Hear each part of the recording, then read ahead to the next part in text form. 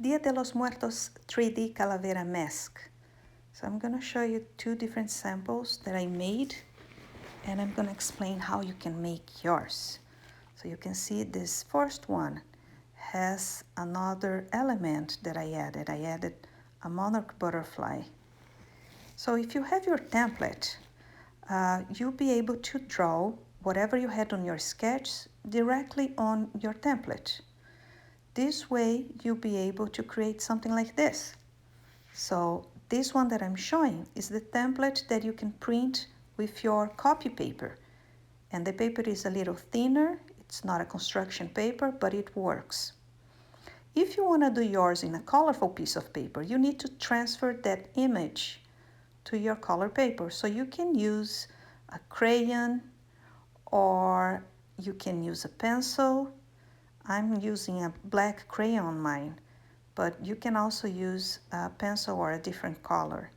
Think about a color that is going to stand out on your colorful piece of paper, right? So if you use a pencil, you just go over the line that you can see on the other side of your calavera, right? So I flipped my calavera mask template to the bottom, and I am just scratching with my crayon on the top of the lines that I see. So it's just to give me a quick transfer on my colorful piece of paper. So take your colorful piece of paper, then you flip your crayon down, and now you're gonna trace the lines. You have to hold your paper carefully on this step so it doesn't move your lines, right? So make sure you're holding it carefully. And you can have a little check just to see if it's working. So mine, I can see it's very faded, but it's working. That's enough. That's all I need. So I can use that template later to design and cut out.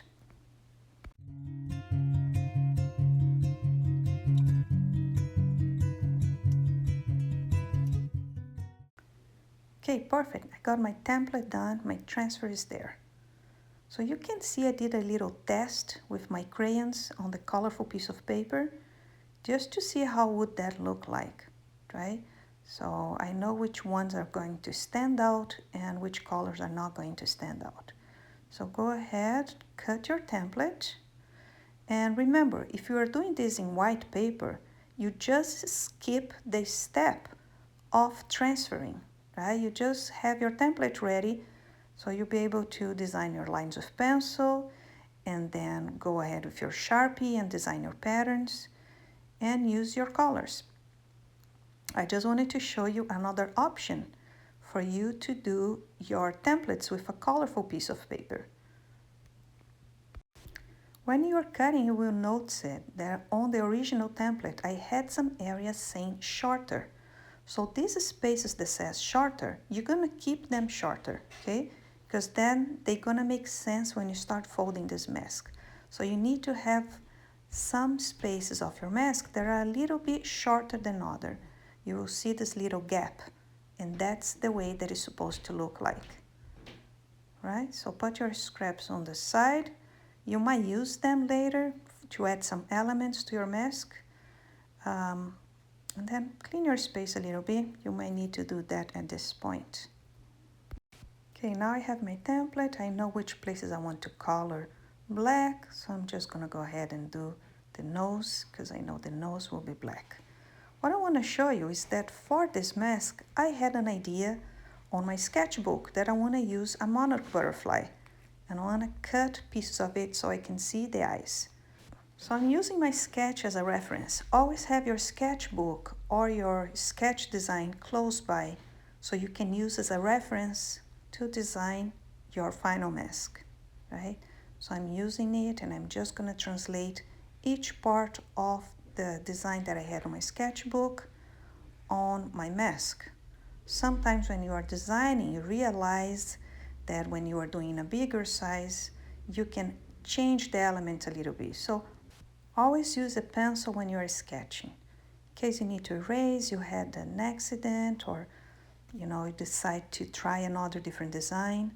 So I always do all my sketches with pencil, and then later you can add your Sharpie and colors to it. So I'm gonna go ahead and I'm gonna Sharpie all my lines. Be careful, on this step, but if you made a mistake, don't throw it out. You can always fix. You might need to make your line a little thicker. You might need to add something else on the other side to make it look symmetrical or asymmetrical, right? They could be a reflection of one side to the other, or they could be totally different.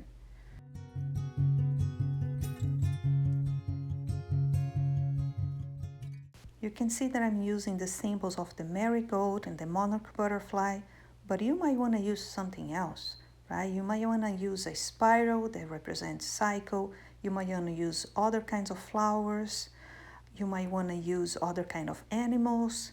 So it's interesting to add elements to your mask. I think it looks much more interesting visually, and it more meaningful as well. But I will leave that as an option, okay? It doesn't need to be as a big monarchfly as the way I did. Maybe you want to add something small to it. Maybe you can do using different kinds of paper. Maybe you want to do flowers with tissue paper. Maybe you want to do a different kind of cutout and add to your mask. Maybe you want to use different materials as like pipe cleaners or recycling materials or ribbons. I will leave that to your own choice, okay? But you need to come up with your own ideas and your own designs for your elements. You can use different techniques to color your mask. You can see that I'm using gradients, right? For the monarch butterfly, I'm just using like crayons from yellow to orange, and I'm coloring it with markers as well.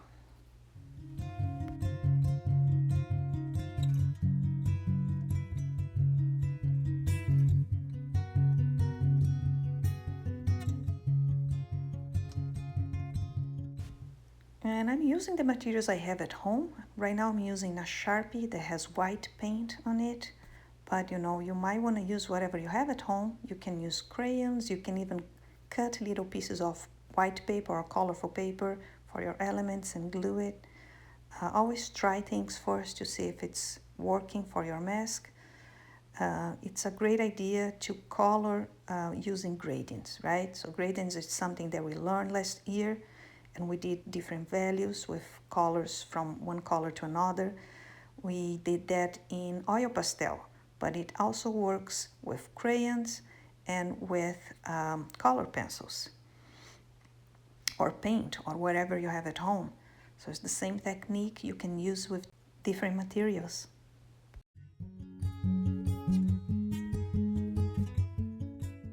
Okay, for the folding, I'm gonna show a sample that I was doing on a white piece of paper. So when you fold, you're gonna have this 3D effect, right? Right now it looks like this.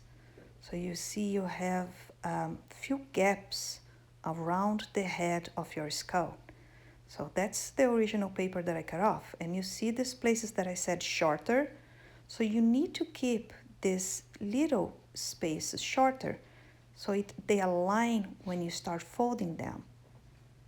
I cut out my whole skull first, and now I'm gonna cut these little pieces between the skull. So be careful and keep those gaps where they are slightly shorter. Don't make them even, otherwise it won't work out, okay?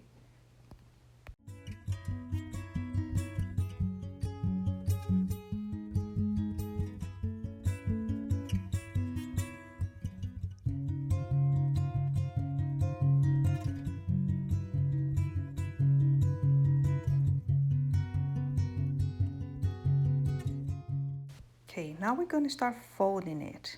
So you see, I'm going to fold one piece under and one piece above. It doesn't really matter which one goes under and which one goes above. You just need to fold so they align. You see how they align? And then it looks like just one line. You can use different materials to attach those pieces together. So you can use a glue stick. You can just, apply some glue on the part that is going to be under, and then you fold and hold for a second until it's attached. You can use a stapler, and my favorite is just a tape. You know, I feel like the tape works better. So you fold, align them, and then you put your taper on half and then fold your taper under so it's more secure, right? And you see you start forming a 3D mask. So I'm gonna go ahead and I'm gonna fold and align and then place my little piece of tape. You see I'm using this one under, but it doesn't really matter.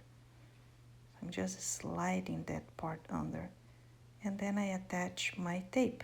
And I attach halfway and then under, just like that.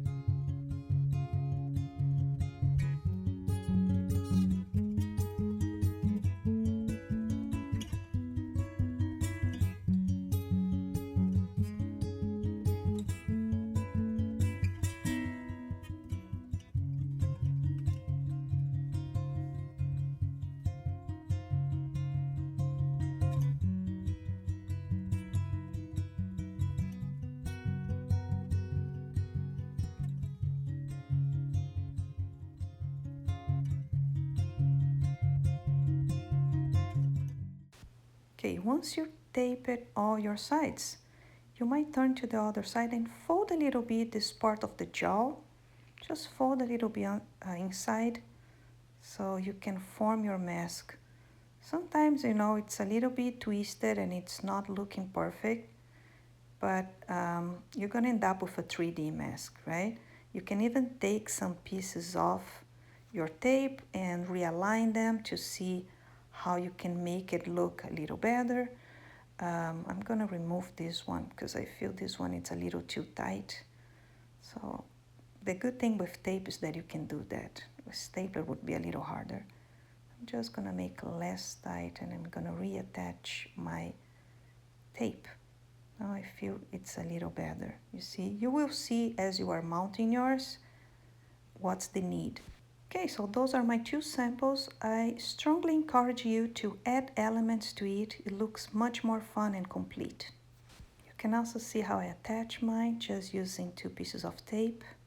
I can't wait to see yours and the ideas you're gonna come up for this project. And don't forget to share with us on our Instagram art page at P8 Art Room.